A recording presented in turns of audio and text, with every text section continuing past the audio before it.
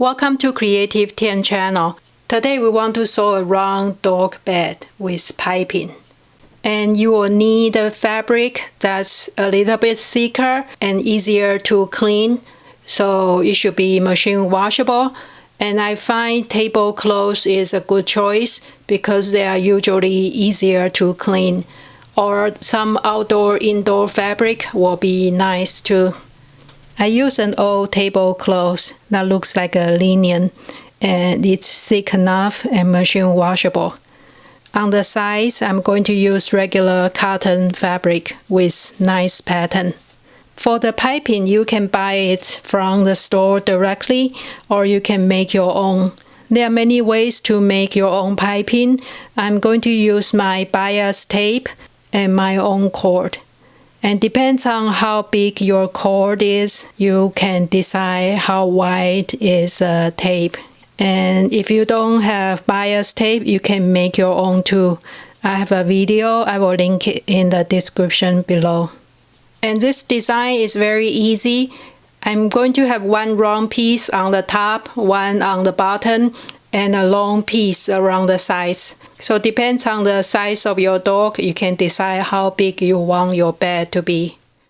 For my small dog, I will just cut out two circles that's 24 inches wide. Since this is my round tablecloth, I will just fold in half and half. Here is the center, and I will just draw a half circle. So after cut it, I will have two circles.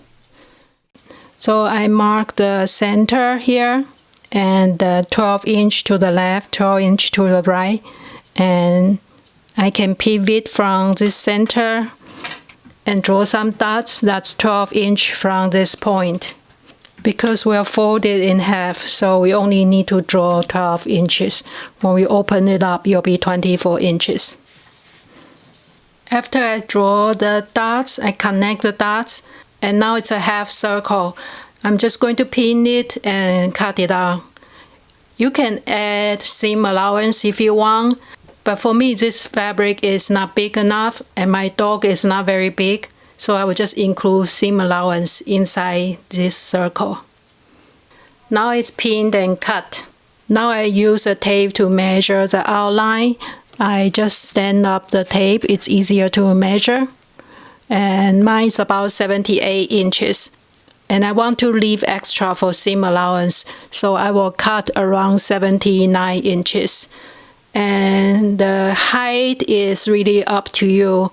If you want it to be fluffy and you have a lot of stuffing material, you can make it bigger, taller, or you can make it shorter if you don't want too much fluff.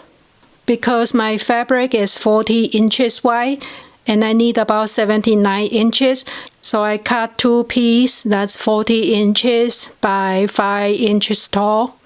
I'm going to finish the edge first. You can just do the zigzag, or you can go through a serger to overlock it. And I will connect one side first, just to have the right side together and sew a half-inch seam allowance.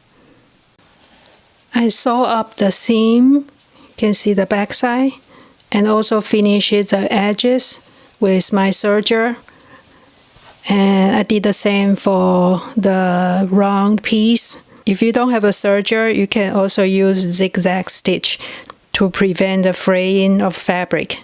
Or you can just leave it raw because you will be inside, you cannot see it, but it seems more sturdy when you have that extra finish. Now the next thing is piping or the cording around the edges. I have this cord at home. You can also buy ready-made piping from the fabric store. And I'm just going to use my bias tape. My bias tape is about 1 inch after it's closed. This is about 1 inch. And then you can just place the cord in the center, close it, and then sew a line right next to the cord. There's a special piping foot you can use, so you can sew the line very close to the cord, and you can pin it first, or you just go slowly and make sure everything lines up.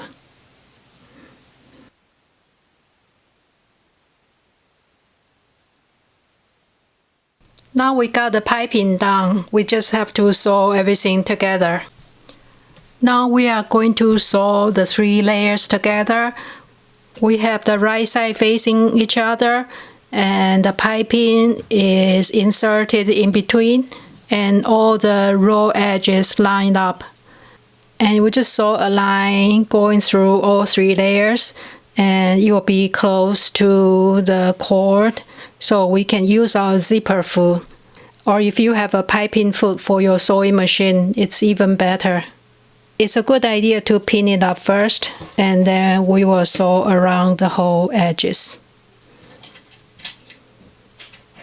So that's after pinning, and this is the wrong side. We are going to leave a few inches overlap so we can finish up the edges.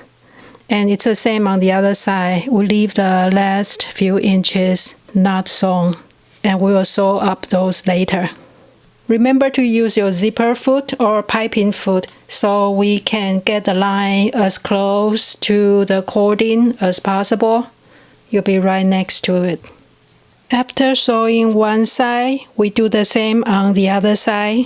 Pin up the 2 fabric and the piping in the middle. And we are going to have an opening here. So after we sew the line, we can turn it inside out. Again, we leave the first part and the last part open for now, so we have room to turn over. Now we want to finish connecting the ends. We'll try to have the cord end to end, so we can have the 2 cords next to each other. I will trim a little bit on both sides. I'll do this side first. And the other side just have to match this end.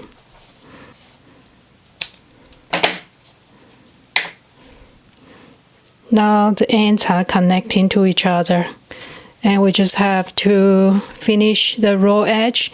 We'll fold in the raw edge on one side like that and insert the other side so all the edges are finished.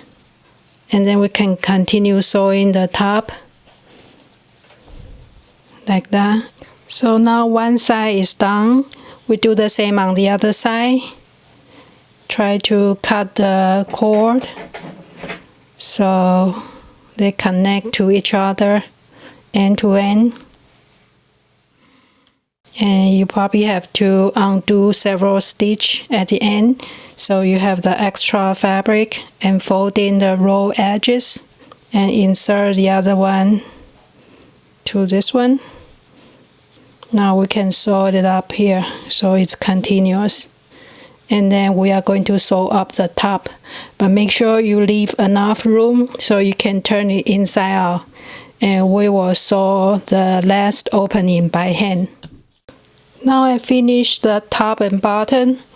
I sew this piece to one side. You can open it up and sew it this way too.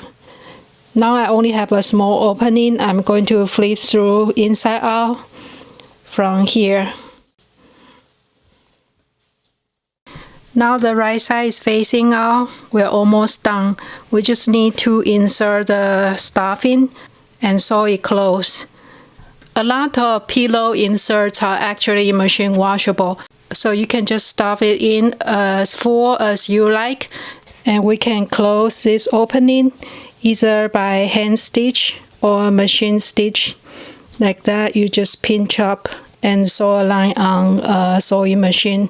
And in the future, if the stuffing goes down and you need to add more stuffing, you can open up this area, add more stuffing, and close it up again. And if it gets dirty, you can throw everything into a washing machine.